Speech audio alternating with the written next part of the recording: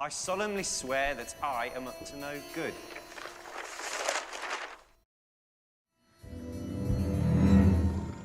Potter. Old LEGO Harry Potter holds a special place in my heart. I love a lot of what the revived theme does these days, but the era of sets from the first 3 films, especially the 3rd film, really have a kind of energy to them that our more current screen-accurate stuff can't replicate. One such set that I always loved was set 4751-1, Harry and the Marauder's Map. While intended to fit into the larger Hogwarts system made for the year it was released, 2004, it worked well on its own to capture an iconic scene from the film, in which Harry breaks curfew and follows Peter Pettigrew's name on the Marauder's map and is caught by Snape. What's interesting here, though, is that the set seems to be adapting the book rather than the film. The statue featured is the One-Eyed Witch passageway, which hides an underground tunnel that leads to Honeydukes in Hogsmeade. However, in the scene of the film, Harry is in the portrait gallery. Some of the older sets included book references like this, which I find very rewarding as a fan, but even here it makes it a more fun toy because of the play feature. Cast a spell, turn the knob, and the passage reveals itself.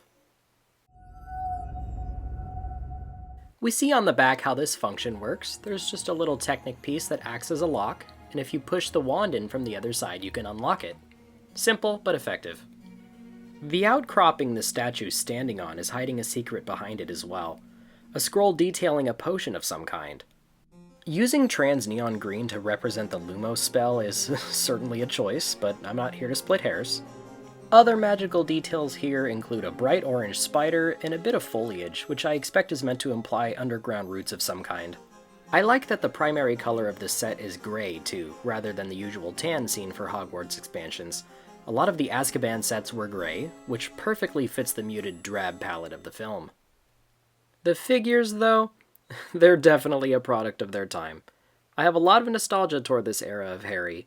His face is fittingly literary, but as a kid I never understood why he had a purple cape. It was only recently I learned that this was meant to represent the invisibility cloak. Incredible. My body's gone. But these days, child characters having adult legs and wands being bar pieces that are as long as the figures themselves is just deranged. As far as accessories go, I do love that original Marauder's map print, though. Then we get to everyone's favorite potion master, Severus Snape. But look at him. What happened? Snape had a glow-in-the-dark head in every set he was in for the first 4 movies of the franchise. And as a kid growing up with these toys, I genuinely think this impacted my perception of the character. There is not a time in my life I don't remember the Harry Potter movies being on the living room TV, nor do I remember a time without Harry Potter Lego on my bedroom floor, so this is always what Snape looked like to me. So when this guy finally came around in 2007, I was like, what am I looking at? It's honestly a really weird thing to do to the character, but I wouldn't have it any other way. As I rebuilt this set for old time's sake, I got an idea. How would it look today? And, well, someone answered that question.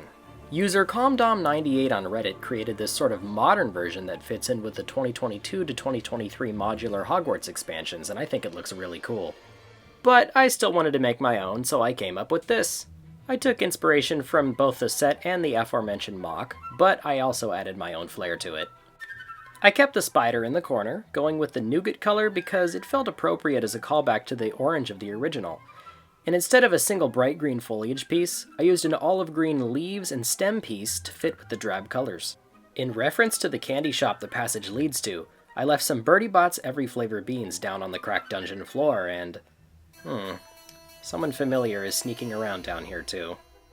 I gave the One-Eyed Witch Gandalf's hat and tiled off the corridor to keep sort of a smooth look to the mock as a whole. The secrets don't stop there, though. While I didn't make it a hidden compartment, the outcropping my witch is on has a hidden potion in the window. Perhaps this is the finished product from the recipe on that scroll? And yeah, that ugly red Technic beam, that's there on purpose.